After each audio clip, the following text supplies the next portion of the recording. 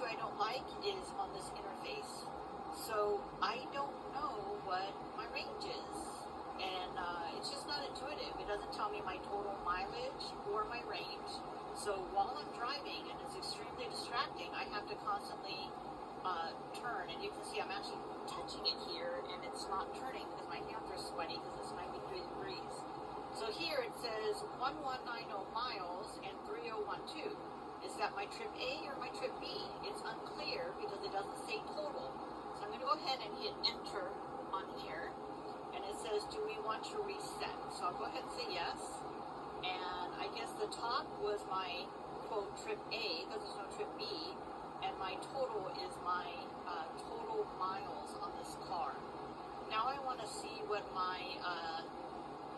range is. Again, I'm swiping down. My hands are sweaty. It's not always working. So I can see my range is 63. Need to get gas real soon.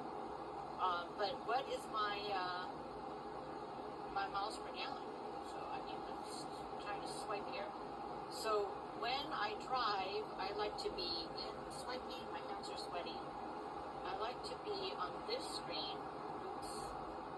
Hold on. Swiping. My hands are sweaty. I like to be on this screen. So I'm going 64. But what is my, when do I run out of fuel? I don't know. And what is my total miles? I don't know.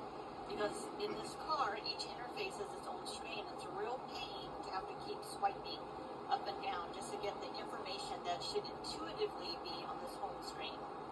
I mean, in general, there's just a lot of wasted space. They could have put the total miles of the car at the bottom, on the bottom left, standard like most cars. And they could have put the range on the right-hand side. So you know that the total miles on this car was about 3,000 and I have 54 miles before I need to fill up gas. The fact that I have to scroll through multiple screens while driving is extremely dangerous and not user-friendly at all. This big old 64 is completely wasted space, considering how many times I had to scroll to look for the information that I needed. Major thing I hate about this Mercedes interface is this little swivel button here.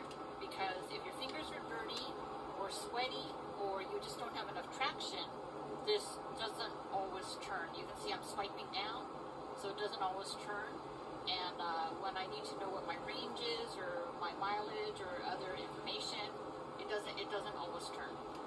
I posted another regret video earlier about how the Mercedes seat doesn't use levers to adjust the seat. They use these big knobby turny things, and this is another case where instead of using that center square button that isn't always working, because when your hands are sweaty or greasy or you just don't have the traction, it doesn't always work. They probably should have used levers or buttons like the set minus and plus, and that would always work, just standard like the other cars.